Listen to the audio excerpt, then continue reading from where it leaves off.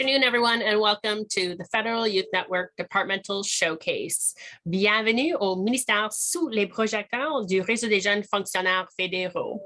I would like to begin by acknowledging that I'm here on the traditional unceded Tory of the Mi'kmaq people. The Mi'kmaq have lived here since time immemorial, and I encourage you all to acknowledge the land that you are on today.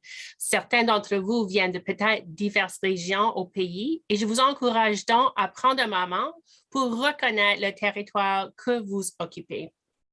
Feedback from students and new public servants has highlighted an interest in learning more about the inner workings of each department and agencies.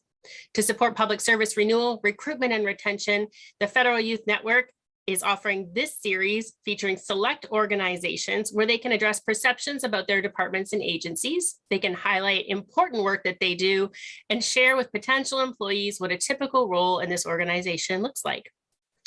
This summer, we're showcasing a different department each week, and today we're welcoming the duo of Indigenous Services Canada and Crown Indigenous Relations Northern Affairs Canada, which you've probably heard called CIRNAC. Alors, en français, c'est le Ministère de Services aux Autochtones Canada et Relations Couronne Autochtones et Affaires du Nord Canada. As we move through today's session, please share your comments with each other in the chat space. And any questions that you'd like to ask to the panel, please use the Q&A button and feel free to use the language of your choice.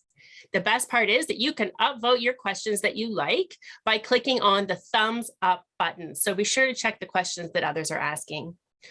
Au fur et à mesure que nous progressons dans la session d'aujourd'hui, veuillez partager vos questions en utilisant le bouton questions et réponses, Q&A, dans la langue de votre choix. Vous pouvez voter pour les questions que vous voulez poser en cliquant sur le bouton thumbs up. La session est bilingue, alors soyez à l'aise de parler dans la langue de votre choix. Nothing will be repeated in both languages. This is a bilingual session, so feel free to use the language of your choice. The session is being recorded and the link will be posted by tomorrow for your viewing pleasure if you miss anything and would like to refer back. So without further ado, let me hand it over to the ISC and CIRNAC team. Welcome. Thank you so much, Jennifer. Bon après-midi à toutes et à tous. Good afternoon, everyone. I hope you're all doing very well today on this beautiful Tuesday afternoon or morning for some of us. So I'll get started as people continue to tune in. Dans un premier temps, j'aimerais d'abord reconnaître le territoire traditionnel non cédé de la nation algonquine d'Anishinaabe où je suis situé présentement et ainsi reconnaître les territoires traditionnels de partout au Canada où vous vous situez. So to get this event started in the right way, I would like to first acknowledge that I am calling in from the traditional and unceded territory of the Algonquin and Anishinaabe Nation. And I would also like to recognize that many of you who are attending today's event are participating from other traditional territories all over the country. So welcome everyone, and thank you for joining us today at the final GC Showcase event of this summer. To quickly introduce myself, my name is Reda Bourgeois, and I'm currently working as a policy analyst with the Policy and Partnerships branch over at the implementation sector at CIRNAC.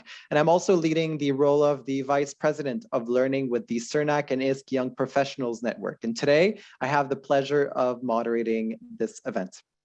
So the agenda of today is as follows. I will start by presenting some high-level information on the CIRNAC and ISC organization and mandates. Followed by that, we will have a very interesting discussion with our four inspiring panelists, where we will learn a little bit more about their key responsibilities and what they do on a day-to-day basis. And before concluding today's event, we will also have a Q&A session with our panelists, where you will be given the opportunity to ask any questions. But before we begin, I'd like to go over some quick housekeeping points.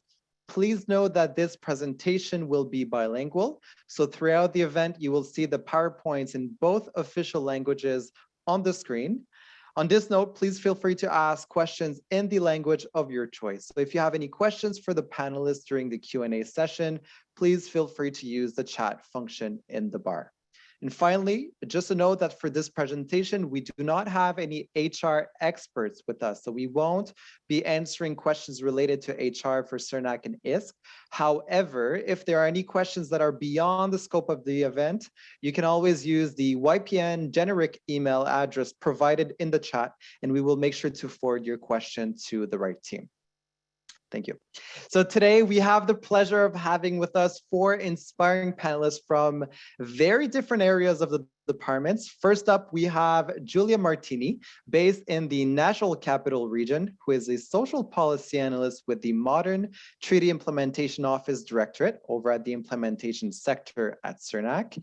We also have Félix Mercure, based also in the NCR, who is an environmental policy analyst with the Climate Change and Clean Energy Directorate over at Northern Affairs.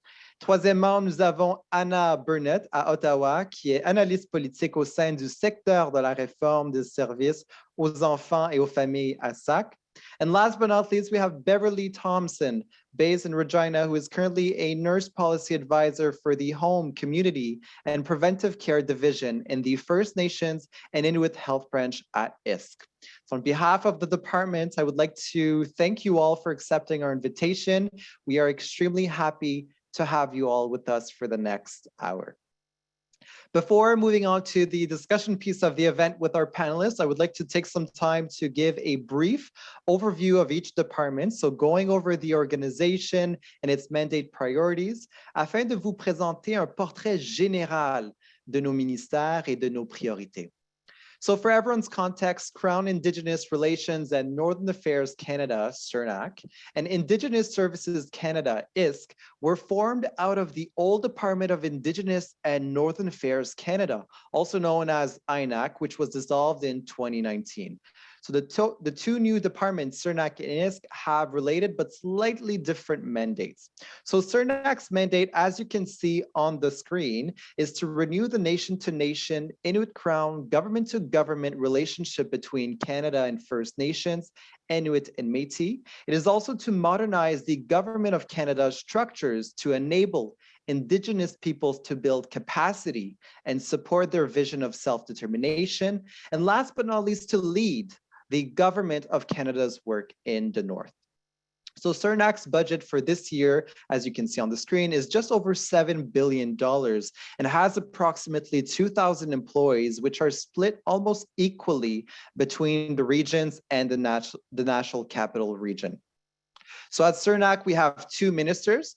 First, we have the Minister of Crown Indigenous Relations, the Honorable Mark Miller, and the Minister of Northern Affairs Canada, the Honorable Dan Vendel. Some of the current minister's key priorities are to address the history and legacy of residential schools, to provide funding towards the construction of a permanent home for the National Center for Truth and Reconciliation, to continue to lead and coordinate the work required of all ministers to accelerate the implementation of the Truth and Reconciliation Commission's call to action, de continuer les efforts visant à lutter contre la violence à l'égard des femmes, filles et personnes LGBTQIA+ autochtones en accélérant la mise en œuvre de la voie fédérale concernant les femmes, les filles et les personnes LGBTQIA+ autochtones disparues et assassinées, et de continuer le travail pour assurer le versement d'une indemnisation juste et équitable aux personnes auxquelles le programme des services à l'enfance et à la famille des Premières Nations a fait du tort.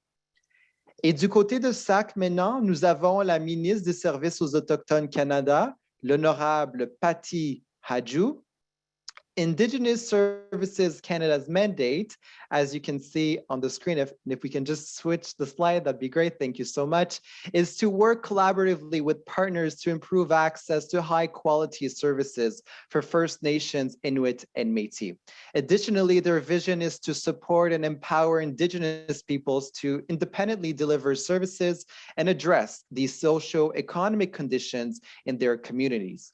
Their budget for this year is substantially bigger than CIRNAC's at just over $41 billion, and they have approximately 6,700 employees, with 60% in the regions and 40% in the National Capital Region. And some of the current minister's key priorities are to continue to deliver distinctions-based support in response to COVID-19, to co-develop a distinctions-based Indigenous long-term and continuing care framework, to continue to make investments to support ongoing work to close the infrastructure gap by 2030, to work to advance self-determination through strong economic recovery and growth, including ensuring accessibility of Indigenous business supports, to also eliminate all remaining long-term drinking water advisories on reserve, and last but not least, to continue to fully implement an act respecting First Nations, Inuit, and Métis children, youth, and families. Now that you have a better idea of the purpose of each department and its priorities, we will now move over to the discussion piece of the event with our 4 amazing panelists who will give us some insight into the different types of work available to those who work at CIRNAC and ISC. First, I will give them the floor to individually introduce themselves, and then I'll ask a general question so that they can highlight some of the parts of their job that they do and love on a day-to-day basis. Afterwards, we'll move into questions from you, the audience.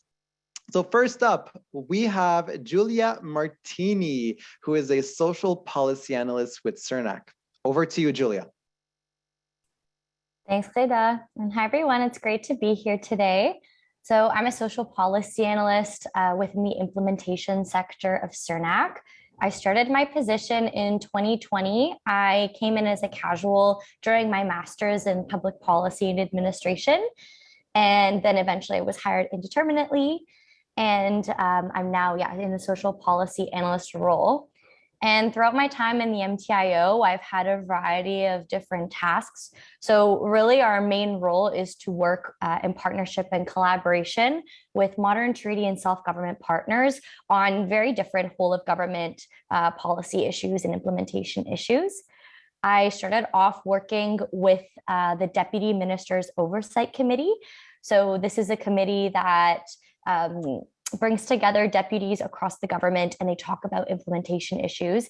This was a really interesting role because this is where I got exposure to providing briefings and speaking notes, making presentations, and I got the opportunity to brief the deputy. And then further in my role, I got more into the policy side of things. So that included delivering training to federal officials across the government on treaty implementation. And as well, I provide advice and guidance on implementation. And so I'll work with a bunch of government departments on a daily basis and help them with any questions or concerns that they have.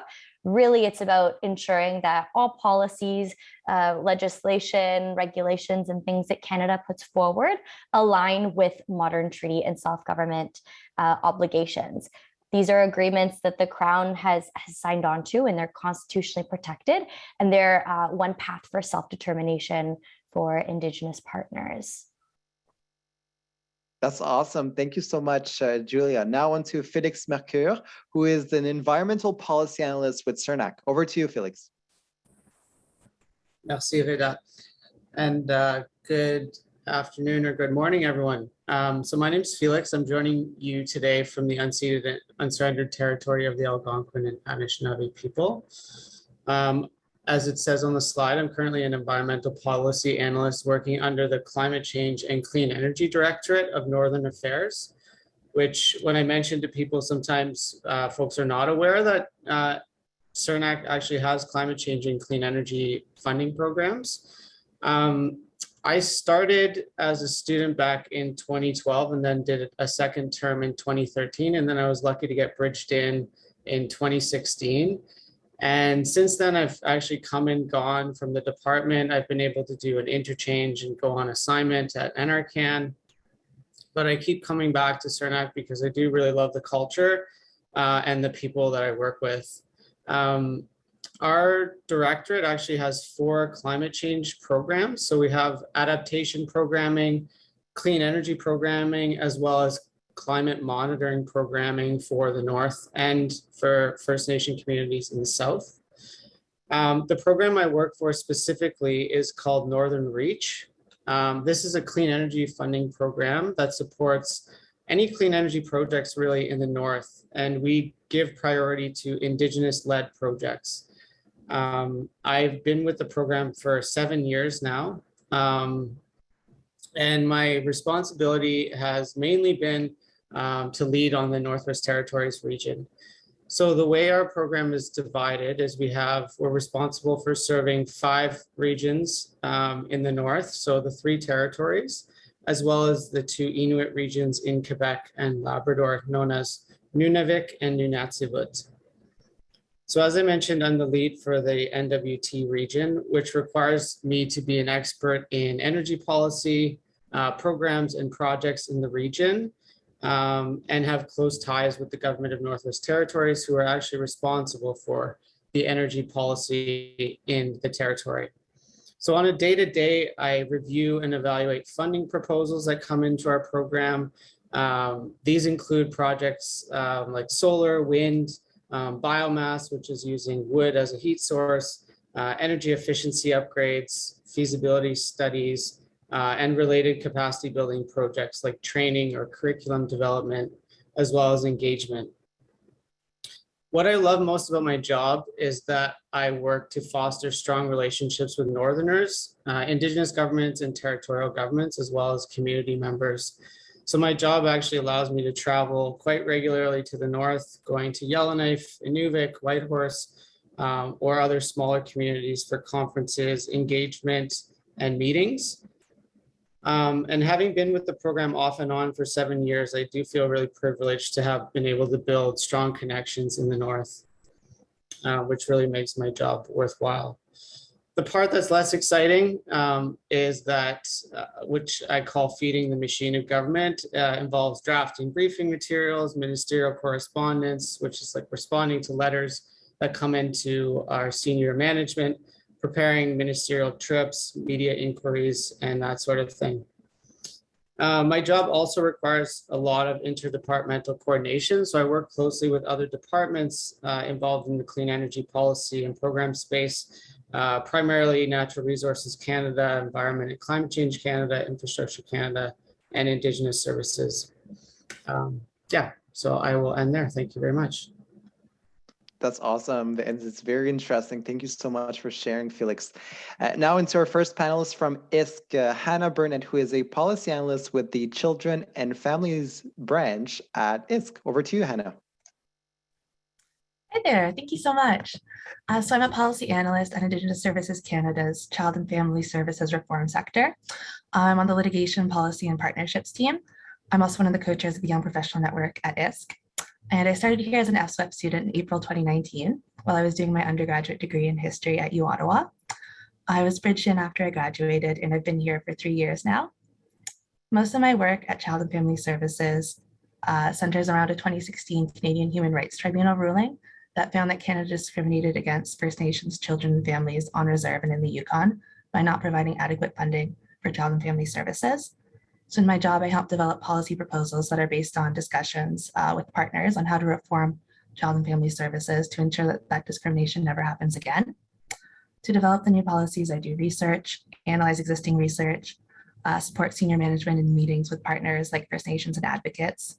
I draft proposals and speaking points for those meetings, and I revise the proposals based on internal feedback, feedback from other departments, and feedback from partners. I work with central agencies to make sure that any policy changes align with their requirements, develop memoranda to cabinet to seek approval of the changes, and Treasury Board submissions to seek funding. And once approved, I help write operational guidelines to implement the policies. My team also works on setting up compensation for individuals who are harmed by past discriminatory policies. So our goal is to develop a new First Nations Child and Family Services program that's culturally appropriate, works to address the intergenerational trauma caused by residential schools, the 60s scoop, and past harmful policies, and helps children, families, and communities thrive. Thank you, guys. Merci beaucoup, Hannah, pour cette très belle introduction. And last but not least, Beverly Thompson, who is currently on assignment as a senior nurse policy analyst with ISC. Over to you, Beverly. Hi, good morning and good afternoon, everyone. Like the slide says, my name is Beverly Thompson, and I am on assignment as the Senior Nurse Policy Advisor to the Home, Community and Preventative Care Division within the First Nations and Inuit Health Branch of Indigenous Services Canada. I am actually on leave and taking this call from the very hot and sunny Southwest Florida, or the traditional lands of the Calusa Nation, more commonly known as the Seminole Nation. So thank you both to the Federal Youth Network and our amazing moderator for inviting me to participate. So like my slide says, for this assignment, I am the First Nations Inuit Health Branch lead on something called the Long-Term and Continuing Care Indigenous-Led Engagement, something that you may or may not know. Another really important priority for Minister Haju in her minister's mandate letter was for her to co-develop a distinctions-based Indigenous long-term and continuing care framework to ensure Indigenous peoples can receive these services along the continuum in or near their own communities. This work is a joint initiative between ISC's First Nations Inuit Health Branch, the Home, Community and Preventative Care Division, which is where I am currently sitting, but also the Education and Social Development Partnerships and Planning Sector, or commonly known as ESDPP, and their assisted living program. Because these programs and services along the continuum are very much both in the social and health landscape. It's really great that our two groups can be working together so collaboratively to help support this important Indigenous-led work. So the results from both the regional and national engagement will inform the co-development of policy options for a holistic and culturally safe distinctions-based continuum, and will directly inform policy options for regional variation and adaptation. This work will help organize systems to ensure that there are no gaps or disruptions of services as the care needs of Indigenous individuals evolve. This work is also really inclusive and collaborative with other federal departments, provincial and territorial partners as well. So it really is a really exciting and engaging file and work that I get to help contribute to. The continuum will also be culturally grounded and contribute to enhance patient and client safety and cultural safety, as mentioned. I think what's really important is for this assignment, my career as a nurse within FNIB and within the public service has truly come full circle. I started with FNIB back in 2008 as a primary care community health nurse living and working in a remote and isolated First Nation community called Sachiko Lake. In Northern Ontario. And so as a white settler and healthcare provider, I've been able to witness firsthand how the gaps and disruptions in services really do impact the lives of Indigenous peoples. So being involved in this work truly is very meaningful. My public service career, as mentioned, has taken me from frontline as a primary care community health nurse throughout Northern Ontario, but also a practice consultant. I've gone into other federal departments. I was the Veteran Service Team Manager with Veteran Affairs Canada in Northern Ontario, to the Director of Health Professional Support Services back with FNIB, but in Saskatchewan region, which is my substantive position. And then now here with headquarters supporting this really important work. So thank you. Thanks again. That's awesome. Thank you so much for all of your great work, Beverly. Now that we've had an introduction from our four great panelists, let's now move on to my first question. So if all of our panelists can turn on their cameras, that'd be fantastic. So my first question is, to understand what is the most interesting / favorite part of your job and how does it make your work meaningful? Let's start with Julia. Sure. This is a great question. I do find my work really meaningful, and that's a large part of why I stayed within CIRNAC, within my office after becoming a student. I have the privilege of working really closely with Indigenous partners. So in particular, modern treaty and self-government partners. So these are Indigenous peoples who have their own governments or agreements where they can have jurisdiction over a variety of social services, health, things in this nature. And so when I'm able to co-develop different types of policies with them or understand how UNDRIP is working alongside their agreements, for example, how we can streamline government processes to better serve them and their capacity, these are all conversations that help us get to a place that really builds on the nation-to-nation, government-to-government, and Inuit Crown relationship that CIRNAC is developing with our partners, because the relationship really is the fundamental piece, I think, of our department. And so advancing that requires consistent work with our partners. And so part of my job too is to convert these conversations in a way that we can communicate them to other government departments so that they're also doing things within their capacity to complete obligations within agreements and also build relationships with partners within their own departments. That's awesome. Merci beaucoup, Julia, pour cette très belle intervention. Felix, over to you. Sure. Yeah, I'm just answering questions in the chat. So I would say the most meaningful, what drives me in my job is really very similar to Julia. I feel like the relationship building is the most important thing for our department, and we're actually involved in kind of bringing other departments along that maybe do not have as strong relationships with our partners, our Indigenous partners. And because of that, I really feel like I'm at the front lines of reconciliation. I think what really keeps me accountable in my job is that I have strong relationships with Northerners and Indigenous governments. And if I'm not pulling my weight, and if they have an issue with the federal government, they actually come to me and complain, and I have to bring that back to my senior management and do something about it. So I think being at those relationships and those being so important to our department and being accountable really drives me in my job. That's great. Thank you so much for your response. Now let's turn over to Hannah. Hannah, over to you. Thank you. So the most interesting part of my job, I think, is seeing how policies are made, or taken apart, or remade, and how work with partners can play such a strong role in shaping federal policy. It's really interesting to see just how a few determined advocates can really shape national work. And I find my work meaningful because I know that I'm being a part of changes that will have a positive impact on children and families and communities, especially after all the harm that has happened over the years due to past federal policies. On top of that, my role has grown a lot since I started here as a student, and that challenge really keeps me motivated and engaged and happy to be working here.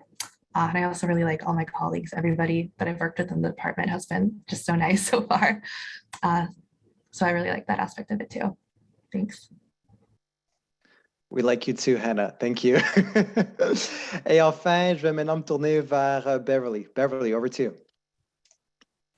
Hi, great question. And I think I touched on it a little bit, but I think my colleague Felix said something really important when he was describing introducing himself. And he said that he came back after taking some other roles outside of CIRNAC. And I would say I appreciate that comment, because I too took the opportunity to leave Ontario region and go to Saskatchewan region to go back to FNIB and to go back to where I started. So I think that's really important to share. I also, as mentioned, I think the work I'm doing now is so meaningful because I started at the community level, and with the sort of winding road that my career has taken, here I am now on assignment and being part of something that will improve health and social outcomes of Indigenous people. I think that's, for a nurse, as somebody that started her career as a nurse to make a contribution, I think that's the value that Indigenous Services Canada, First Nations Inuit Health Branch has given me as a human being. So thanks.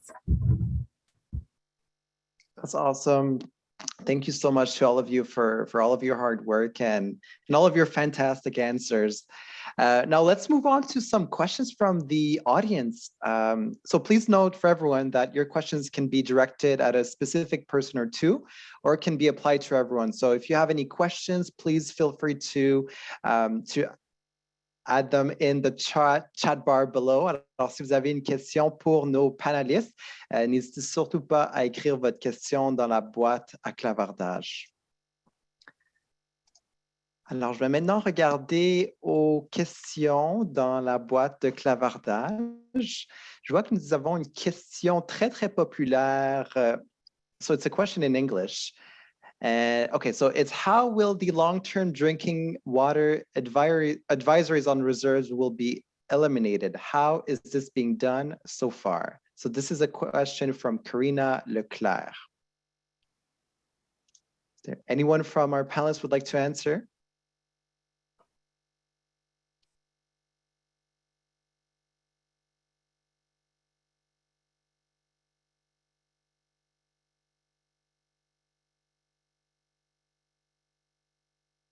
Hannah, I see that you want to. Oh, no, it looks like Trinity said she could answer it. Sorry. Yep, I'm just going to do something in a Reddit because I do have a point of contact that I could direct this person to, as I'm sure that not all panelists are working on these files, and there are a lot of files within ISC CIRNAC. So again, I'll add our email as a response to your question, and then I can further direct you. Thank you. Thank you. Okay, I'll move on to the next question. So it's a question from Grant Savic or Savich. He asks, is it imperative to have an Indigenous Studies degree to work at ISC? If not, what does the department require of candidates to demonstrate an appropriate cultural awareness and knowledge of Indigenous history, culture, and inclusion?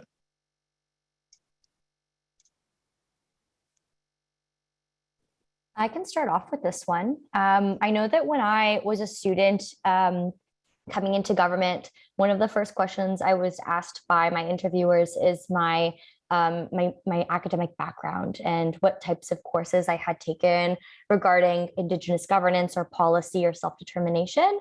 And I think it's really great, and it optimizes your chances if you're interested in working in these departments to have an academic understanding of Indigenous relations. It is, I know in some departments, they like when you're able to show which courses you've completed as part of either a master's or bachelor's degree. Otherwise, having work experience or volunteer experience in the area or showcasing your understanding of Indigenous relations is important. I know it's not always accessible to folks to be able to take these courses and stuff, but if it is interesting to you, I would actually recommend taking the University of Alberta course. I think it's still free on Indigenous relations. That's a really good one. And as well, the Land Claims Agreements Coalition, who I work really closely with in my day-to-day and who I develop training with, they actually have an awesome training program. It's all online, and it's just a few short courses that you could also take. And I'm happy to put that link in the chat for those who are interested.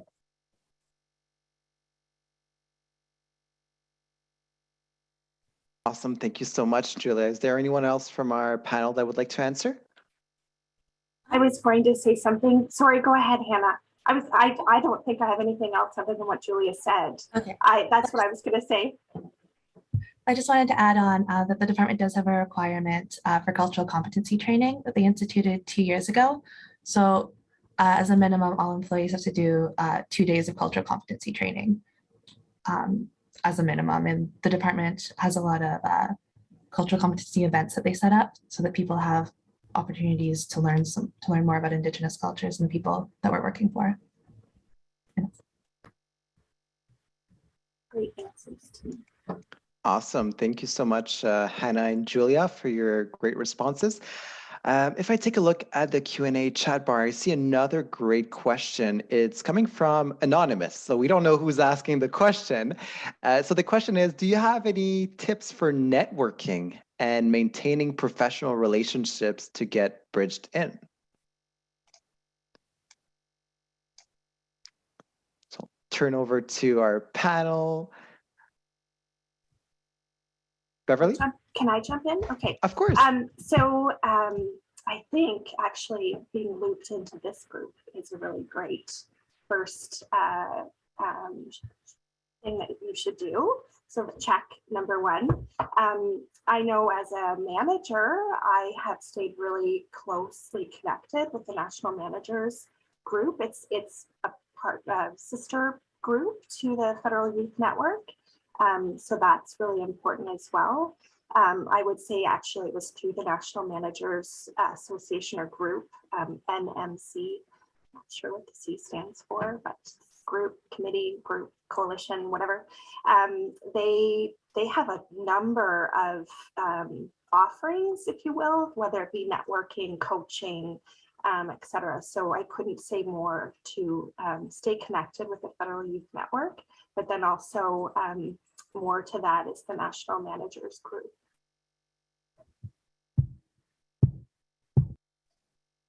Awesome. Thank you, Beverly. Hannah? Another thing that I'd recommend as a student is letting people know that you're interested in being bridged in, because a lot of managers do look for people who have the right experience.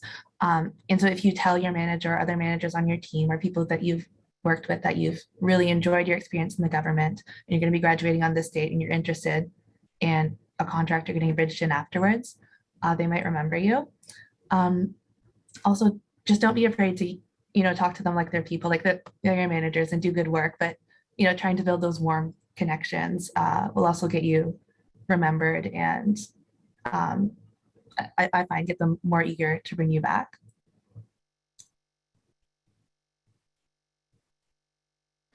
Si je peux, merci beaucoup, Hannah. Si je peux ajouter, mentionner une de mes réponses à moi, ça serait au niveau du networking, je pense que ça serait, une de mes recommandations, ça serait de communiquer avec différentes personnes à travers le ministère. Alors, de ne pas avoir peur d'envoyer des courriels.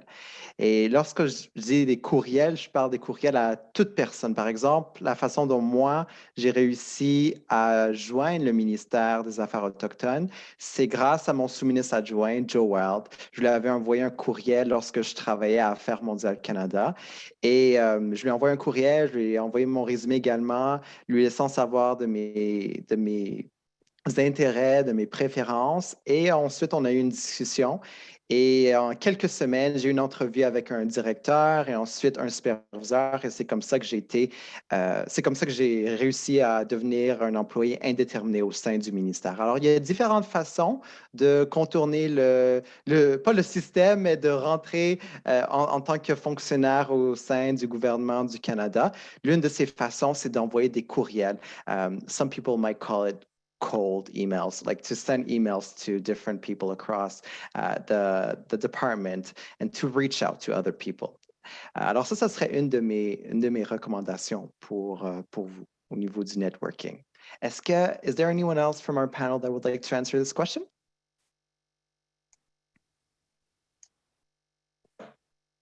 No, perfect. So I'll go to the next question. I see that we still have a lot of time. Okay, I see another great question, since it is true that we have a lot of co-op and FSWEP students. So this one is a question from Anonymous again. So Anonymous says, for those who did co-op FSWEP placement, what did your duties entail? I am keen to try a placement at either or both departments. And I see that Felix provided an answer. Maybe you would like to vocalize that answer to everyone. I was just finishing typing it up. Yeah, so is this the question about co-op place and FSWEP placements? What did your duties entail? Yeah, okay. So my duties as a student were quite administrative, but I also did, data analysis and research, and just supporting kind of the leads on anything and everything they needed to do. I think my favorite task as a student was weekly newsletters. So I basically scan the news every week for articles related to clean energy, and then I publish a newsletter for my team so that they're aware of kind of the latest news announcements related to our work. But I would say going further in your career and kind of evolving from a student, you really get into things a lot deeper. So I find, this is my personal opinion, students are not necessarily used to their best of their abilities. So don't get discouraged if you have like a co-op in government that's kind of, you don't feel valuable. I think it really depends on the team and the management involved. Absolument, c'est une très bonne réponse, Félix. Et si je peux ajouter à cette réponse, c'est que le ministère, les deux ministères, en fait, recrutent plusieurs étudiants des universités. Alors, n'hésitez surtout pas à appliquer dans le navigateur coop ou à appliquer via les sites gouvernementaux, par exemple, pour FSWEP. Il y a plusieurs options de disponibles ou de positions de disponibles. Moi, par exemple, une des façons, en fait, que je suis rentré au gouvernement, c'est non seulement en communiquant et en faisant du network avec différentes personnes à travers le ministère, mais c'est aussi puisque j'étais un étudiant coop. Alors, j'ai eu la chance de faire de nombreux stages, 4, pour être plus précis. J'en ai fait à Affaires mondiales Canada avec le secrétariat du Conseil du Trésor ainsi qu'avec le ministère des Affaires autochtones. À l'époque, ça s'appelait INAC, mais j'ai eu la chance de travailler dans le domaine des négociations et c'est vraiment une très belle opportunité. Ça te permet d'avoir de l'expérience sur le terrain. Par exemple, lorsque j'étais analyste en négociation, on est allé dans les réserves, on allait à Oka. Vous avez certainement entendu parler de la crise d'Oka. Alors, allez voir le chef, de communiquer avec la Première Nation, les Mohawks de de Ganastake, pardon, et d'apprendre, en fait, quel est le rôle d'un négociateur au sein du gouvernement du Canada. Et ça a été fait à travers le programme coop. Alors, c'est super, c'est un super de bon programme. Je le recommande à tout le monde. Alors, si vous voyez des emplois sur le navigateur coop ou FSWEP au sein de nos deux ministères, je vous recommande fortement d'appliquer pour ces postes-là. I see that our panelists raised their hands, so I'll turn it over to Beverly. Merci, thank you. So I actually have a couple of things to share. One, from an FSWEP perspective, we actually have 3 FSWEP students working on this file, this really important continuum of long-term and continuing care. So I wanted to just share that, and they're an instrumental part of the team. In their own, they're both leading sort of different directions of this particular file, but our one FSWEP student, Nicole, is definitely the lead when it comes to facilitating or working with our facilitator, if you will, who's leading the national engagement workshop that's happening in September. She's been instrumental in doing a lot of research and data gathering, environmental scans when it comes to Métis and the health landscape for Métis. We have another student who's been supporting in the same sort of vein around the Inuit health landscape and health and social landscape. And then we have another FSWEP student who has really been supporting a lot of our MCs, a lot of our briefings, a lot of sort of that really quick, need it right away type work that comes to this very important file. I think it's important to just mention that we've given each FSWEP student the opportunity to sort of list what it is that really brings them joy, what part of the work they want to be involved in. I think that's crucial. As a manager myself, as a supervisor manager, I want to echo what somebody said.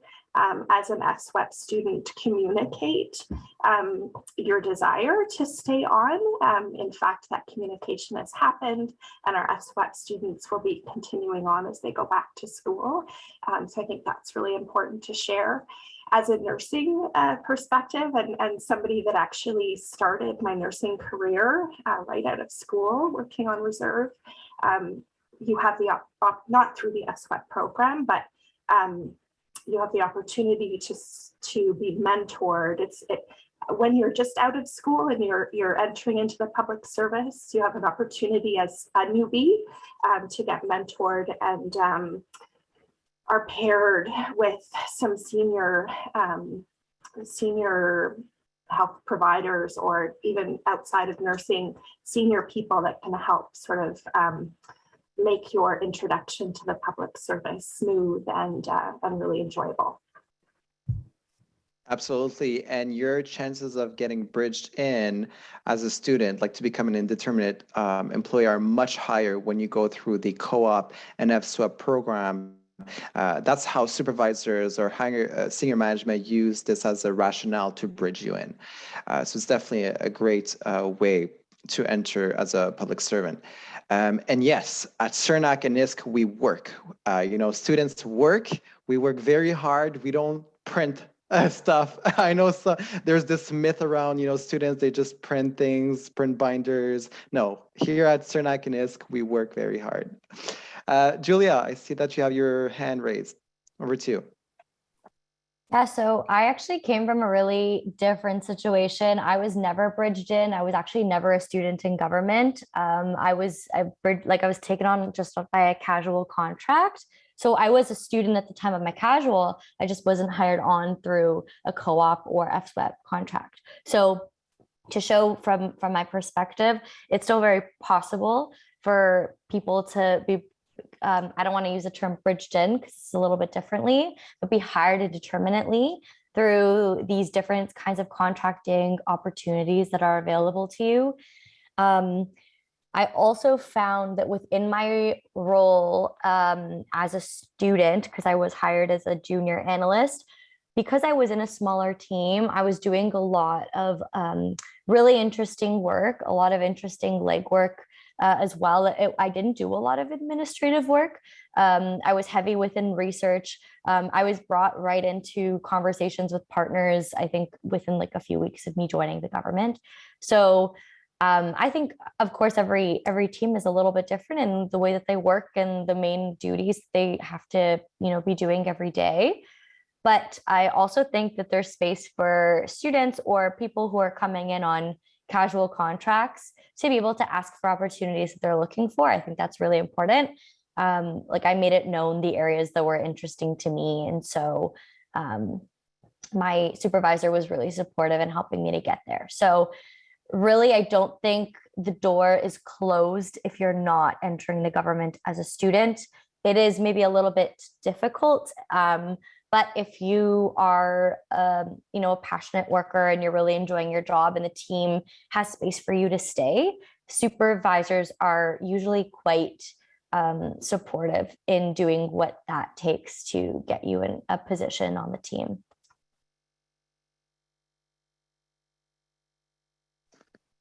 Perfect. Thank you so much, Julia. Anyone else would like to answer the question? I mean, I guess I'm the last one left. Everyone's pretty much covered it. I was somewhere between Felix and Julia. I had a few administrative things and a few more meaty ones. That's all. Perfect. So I'll open up the Q&A chat again. Again, if you have any questions for our panelists, you can type in your question in the Q&A chat bar below and direct your question to a specific panelist or to all of them. So I'll take a look. What we have here, a lot of different questions. Oh, I really like this question. So what would you say is the most challenging part of your work? What would you say the most rewarding part of your job is? So your most challenging and your most rewarding part of your job.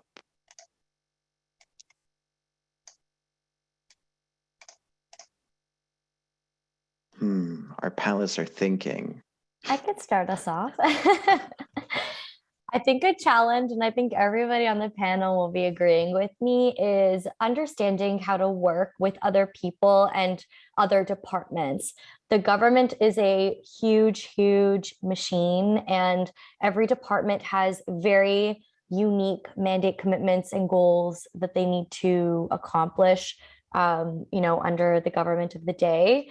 And especially working in a department like CIRNAC, I think often we're seen as the face of the relationship with Indigenous peoples, which is true in a sense. It's a large part of our mandate commitment, but every single government department has obligations and roles under efforts to build relationships, advance reconciliation, and fulfill obligations under the agreements that we sign with our partners.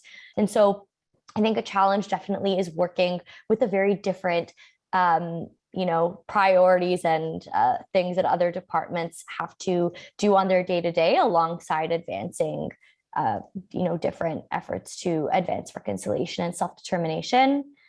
But on the flip side, I think something I really love is that when you have moments of success or getting further or moving that benchmark with your relationships with other departments, it helps us advance relationships with partners, and seeing that work in real time and understanding how that's benefiting the way that partners are able to exercise a variety of rights. I'm speaking more so in the context of their agreements because that's my job.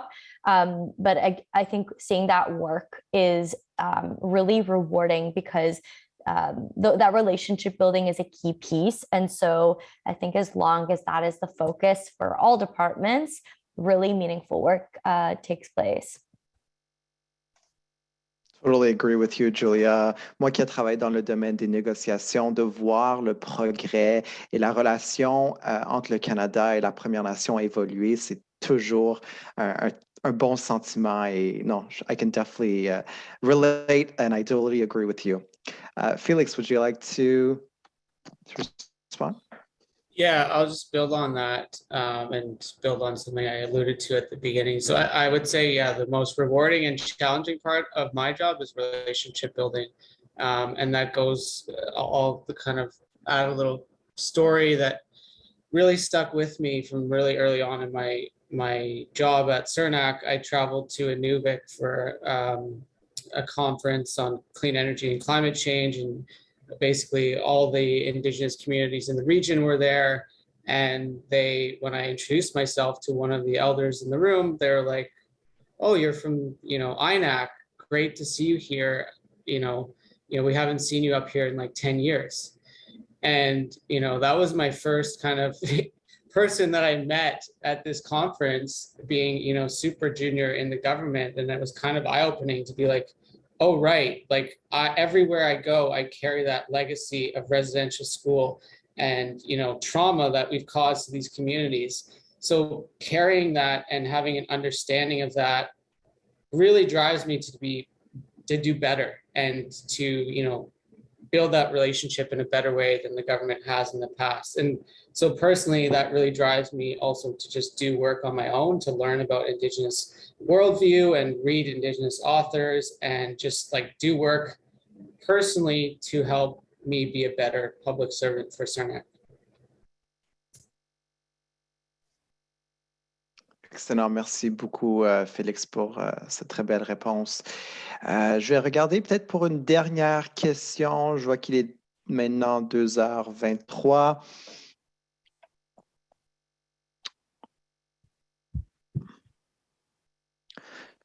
Okay, I see an interesting question in the Q&A chat bar. It's from Simone Sherif.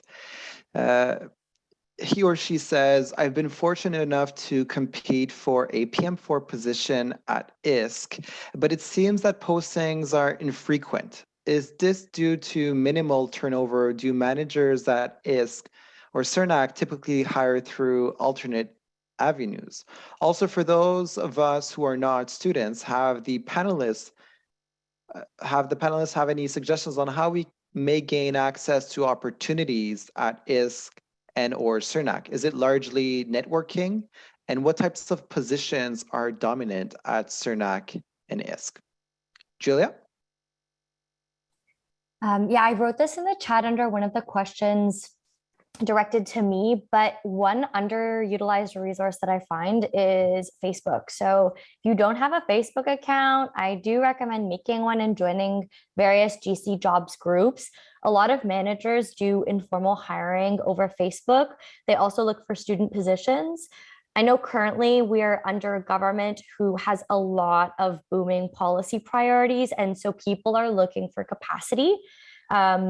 And so like I can speak for my department, for example, or my sector. We are doing like quite a bit of hiring because of the initiatives that are taking place. And so I think those opportunities when quick hiring is needed, they're usually posted on more informal channels. The GC Jobs website too has public competitions that you can join if you're not yet in government. And I recommend starting to take those tests and doing those screening questions. It's good practice for you regardless, because down the line when you do search for promotions, you'll have to be doing those types of exams. And I think the beginning part of the question was about networking. I think networking is super key. I really loved what Reda said before about cold emailing people. I'm a huge proponent of that. I do it quite often. There's a government directory website for those who don't know called GEDS, GEDS. You can find everyone who works in the government under the team, the sector, the department that they're in. So it can help you streamline and look for areas that are interesting to you. So I think that's a good way to start emailing people. And LinkedIn is another really good one. Start adding people on LinkedIn, send them a little message, let them know who you are and what you're looking for. And like 9 out of 10 times they'll get back to you. And I say this even with executives in government. It doesn't have to be analysts that are at our level, but oftentimes I'll manage people who are a little bit higher up, and I will usually get a response because I think they appreciate people reaching out and asking questions and staying interested. So I think putting yourself out there and doing that self-advertising is a big part of it as well. Absolutely agree. And everything that Julia just said is 100% accurate. And actually, it's because of Julia that I joined her team. And now I work at DGO in her branch. So thank you, Julia. Beverly. You know, and I was just going to say that I agree with everything Julia said. So, but I also would like to say, as a hiring manager, I think the question also talked about is there's just not as much turnover. And I would just like to put a plug in for Indigenous Services Canada that it's really a rewarding and CIRNAC rewarding work. And I think once you enter into this environment, even within the home community and preventative care division, you have CHINs or community health nurses, you've got ECs, you've got PMs, you've got AS, you have CRs, you've got a whole variety of epidemiologists. We've got so many, just in one little team, we have so many different positions doing lots of different things just in the home community and preventative care world, which is just a part of the Office of Primary Health Care, which includes Jordan's Principle, which includes, you know, nursing stations and public health and all sorts of great stuff. So I think your ability to move around within the department is possible. But I can't stress enough what Julia said and what Rita mentioned, you know, get on those groups. I didn't realize there were Facebook groups for Government of Canada pages. As a hiring manager, I wasn't aware of that. It was my HR advisors that kind of introduced that whole concept to me. Very much aware of LinkedIn and all of that, but just not the Facebook world. So I think that maybe speaks to my age, but that's okay. So yes, thanks Julia for sharing that, and I agree 100%. Thank you, Beverly, and thank you, Julia, for your great answers. So this brings us to the conclusion of today's event. A big thank you to the Federal Youth Network, the organizing team, and our 4 inspiring panelists for your collaboration in making this event happen, and also for taking some of your busy time today to share with us some of your personal and professional experience, your knowledge and advice in working at CIRNAC and ISC. C'était une discussion très enrichissante qui nous a définitivement permis d'enrichir nos bagages de connaissances et nos bagages professionnels. Alors, encore une fois, merci beaucoup.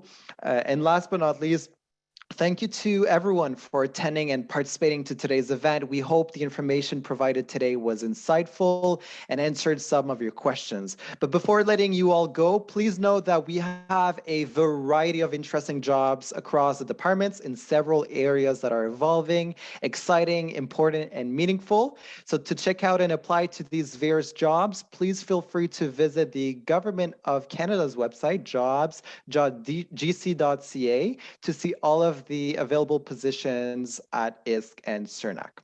Also, if you have any follow-up questions, please feel free to reach out to the YPN's generic email listed on the screen, and we will be more than happy to respond to your inquiries or direct them to the right people. So on this note, take good care of yourselves. We hope to see you all at our next event. Merci beaucoup. Have a great rest of your summer et à la prochaine. Bye, everyone. Thanks so much, Rita. We really appreciated your session today. I learned some interesting things. I added some links in the chat for the things that you mentioned, specifically the Facebook groups. We've tried to compile as many of them as possible. So for the participants who are still online, you might want to copy that link down because that's the link to the list of those amazing Facebook groups. Due to the popularity of the feedback we've been getting from public servants, we are going to be extending this pilot of the showcase into the month of September. So stay tuned for the departments that we will be showcasing then, and also be on the lookout for a survey that we're going to be sending to everyone who has attended our sessions, just to see what you've thought of the pilot so far and how we can make it better. Alors, merci beaucoup d'avoir assisté aujourd'hui. On est en train de vous envoyer un sondage pour avoir votre rétroaction sur les sessions de les ministères sous projecteurs. Et aussi, on va ajouter quelques ministères au mois de septembre. Alors, allez-y sur notre site wiki pour voir lesquels.